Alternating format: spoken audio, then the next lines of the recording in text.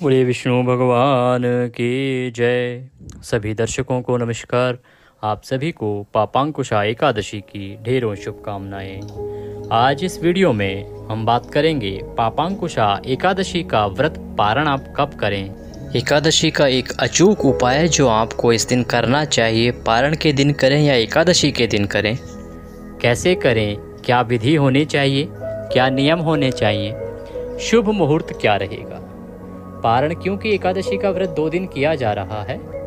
स्मार्तजन जो हैं वो 13 को व्रत कर रहे हैं, वैष्णव संप्रदाय 14 को व्रत कर रहे हैं। उत्तम हमने बताया था व्रत जो है वो 14 को द्वादशी युक्त व्रत उत्तम होता है। आज के इस वीडियो में हम दोनों ही दिन के पारण की विधि बताएंगे, दोनों ही दिन के पारण के मुहूर्त बताएंगे कि आपको अगर 13 तारीख को व्रत कर रहे हैं तो 14 तारीख को पारण का समय क्या रहेगा, किस समय आप पारण करें, पारण की विधि क्या रहेगी, और अगर आप 14 तारीख को व्रत कर रहे हैं तो 15 तारीख को पारण के लिए क्या समय रहेगा, क्या विधि रहेगी, किस प्रकार से आपको पारण करना चाहिए और क्या शुभ मुहूर्त और समय रहेगा। ये संपूर्ण जानकारी आज के इस वीडियो में अगले कुछ मिनट में हम आपके साथ साझा करेंगे। कृपया वीडियो में अंत तक जुड़े रहें, क्योंकि पारण जो है वो किसी भी सनातनी के लिए जो एकादशी का व्रत व पूजन करता है उसके लिए महत्वपूर्ण होता है। एकादशी व्रत जो है ना, उसके नियम आप सभी जानते हैं, बड़े कठोर हैं। उसकी पूजा अर्चन और पारण नियम के अनुसार किया जाना बहुत आवश्यक होता है। अगर नियम के अनुसार ना किया जाए तो उसके दुष्परिणाम भी देखने को मिलते हैं। इसीलिए सही जानकारी के लिए आपका देवभूमि ज्योतिष संस्थान आपके लिए अपने देवभूमि धार्मिक चैनल पर लेके आया है पारण से संबंधित संपूर्ण जानकारी आरंभ करें उससे पहले एक निवेदन है कि कृपया वीडियो को लाइक करें, कमेंट बॉक्स में जय श्री हरि, ओम नमः भगवते वासुदेवाय या जय श्री हरि विष्णु लिखना ना भूलें। भगवान का नाम जब भी हमारे द्वारा लिखा जाता है उसका परिणाम शुभ ही होता है और हमारे लिए वह बहुत ही उत्तम होता है। जैसे हमारी माताएं बहनें एक कॉपी बना लेती हैं, उसमें भगवान का नाम लिखती हैं, उसी प्रकार से आप कृपया वीडियो को देखते हुए कमेंट बॉक्स में अवश्य लिखें ओम नमः भगवते वासुदेवाय, जय श्री हरि या जय श्री विष्णु। जितना नाम लिखा जाता है उतना अधिक फल आपको प्राप्त होता है। बात करते हैं पारण की। पापांकुशा एकादशी जो कि आश्विन मास के शुक्ल पक्ष की एकादशी होती है, इस एकादशी का नाम होता है पापांकुशा। पापांकुशा एकादशी का व्रत आप सभी कर रहे हैं 13 अक्टूबर को और 14 अक्टूबर को। दोनों ही दिन व्रत हैं। भिन्न भिन्न स्थानों पर लोगों ने जैसे उनको समझ आया या जैसे उनको ज्ञात हुआ उसी माध्यम से जान के और व्रत किया है। हमारे पास समाचार है कि बहुत सारे प्रांतों में एकादशी का व्रत जो है वो दशमी युक्ता अर्थात 13 को किया गया है, और बहुत सारे लोग, जहाँ तक हमारी जानकारी पहुँची थी, वो लोग जो हैं व्रत 14 को कर रहे हैं। व्रत करने में कोई दोष नहीं है, व्रत दोनों ही दिन ठीक है, परंतु एकादशी का जो द्वादशी युक्ता व्रत होता है ना, वो अधिक उत्तम होता है। जिस दिन एकादशी का हम व्रत कर रहे हों और उसी दिन द्वादशी भी अगर उसमें आ जाती है तो इसे कहते हैं द्वादशी युक्ता व्रत, और ये एकादशी व्रतों में श्रेष्ठ व्रत माना गया है। दशमी भेदा जो व्रत होता है, दशमी भेदा अर्थात सुबह दशमी थी और फिर एकादशी आ गई, उसे कहते हैं दशमी भेदा व्रत।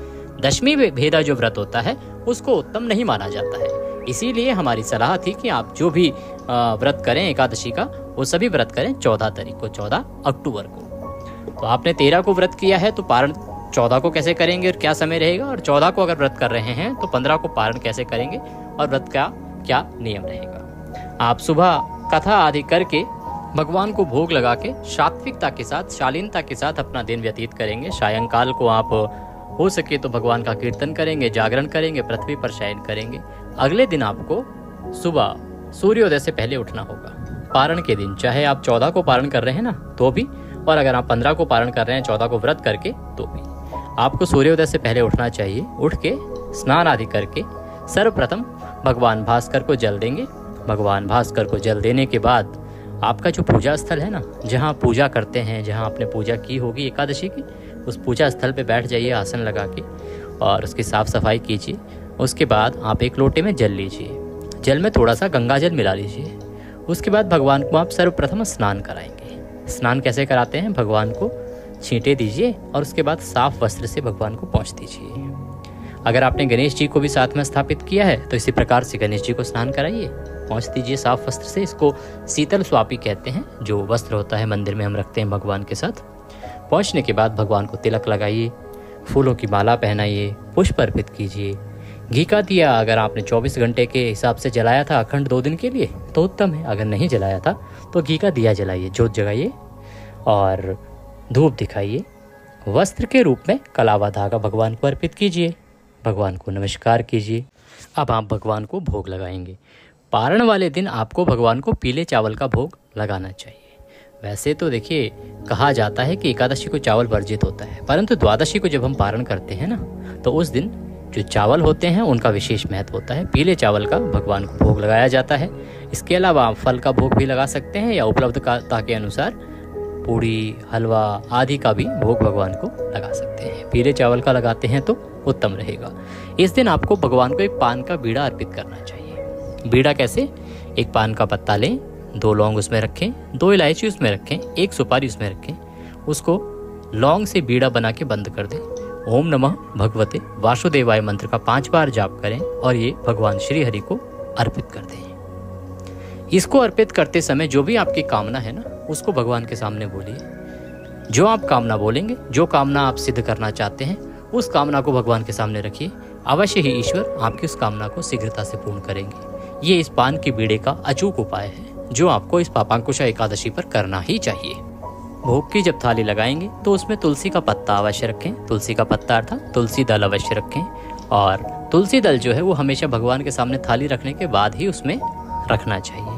भगवान से भोग का निवेदन करें, भगवान को भोग लगा के जलार्पण कराएं। बाकी जो प्रसाद है उसमें इस प्रसाद को मिला दें। इसके बाद एक महत्वपूर्ण पड़ाव आता है इस पूजा का, वो होता है आपको पुष्पांजलि अर्पित करनी है। जब भी हम कोई पूजा करते हैं तो उसका जो अंतिम पड़ाव होता है वो पुष्पांजलि होती है। पुष्पांजलि के बिना हमारा कोई भी जो व्रत, पूजन, कुछ भी हम कर रहे हैं ना भगवान का, वो सफल नहीं माना जाता है। आपको पुष्पांजलि अवश्य ही करनी ही चाहिए किसी भी पूजा के अंत में। हाथ में पुष्प ले लीजिए, भगवान से निवेदन कीजिए। आवाहनम न जानामि विसर्जनम, पूजम चैवम न जानामि क्षम्यताम परमेश्वर। हे प्रभु, आपका ना हम आवाहन जानते हैं, ना पूजन जानते हैं, ना विसर्जन जानते हैं। हम अज्ञानी जीव हैं। जैसी बन पड़ी वैसी सेवा आपके चरणों की है।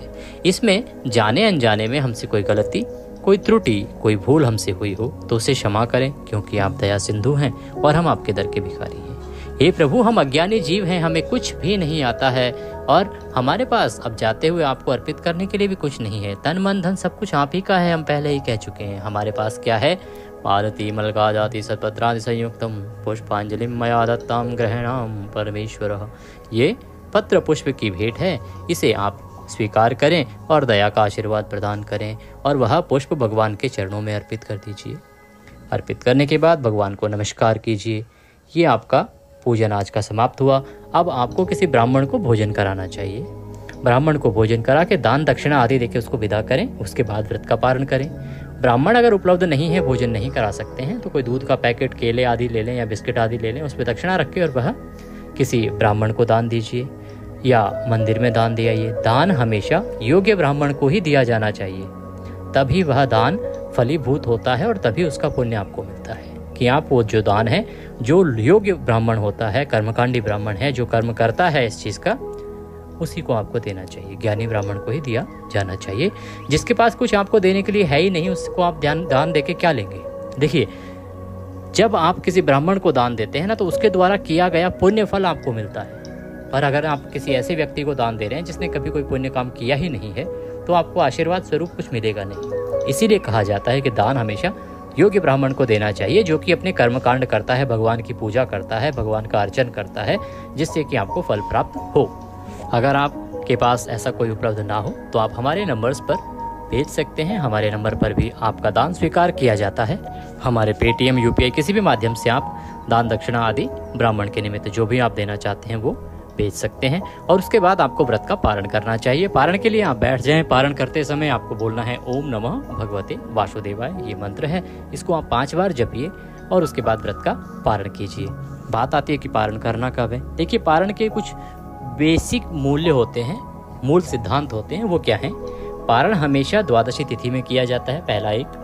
दूसरा, पारण सूर्योदय के बाद किया जाता है। और तीसरा, द्वादशी तिथि के पहले 5.5 घंटे में पारण नहीं किया जाता है, क्योंकि वो हरिवासर का समय होता है। इन नियमों के आधार पर ही पारण जो है निर्धारित होता है। उसके बाद हम देखते हैं कि शुभ समय क्या है। तो आप इन 3 चीज़ों का हमेशा ध्यान रखें। शुभ समय अगर हम भूल भी जाएं तो भी इन 3 चीज़ों का तो आपको उल्लंघन नहीं करना चाहिए। तो इन नियमों को ध्यान में रखते हुए अगर आप 13 को व्रत कर रहे हैं तो 14 को पारण करेंगे और शुभ समय रहेगा 14 तारीख को पारण के लिए दोपहर को 1:15 से और 3:30। वहीं अगर आप 14 तारीख को व्रत करते हैं तो पारण करेंगे 15 को, और 15 को शुभ समय रहेगा सूर्योदय के साथ ही आरंभ हो रहा है और 8:30 तक। इस समय में आप पारण कीजिए।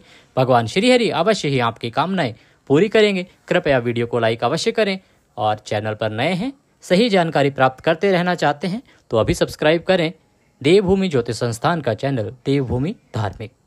जय श्री हरि।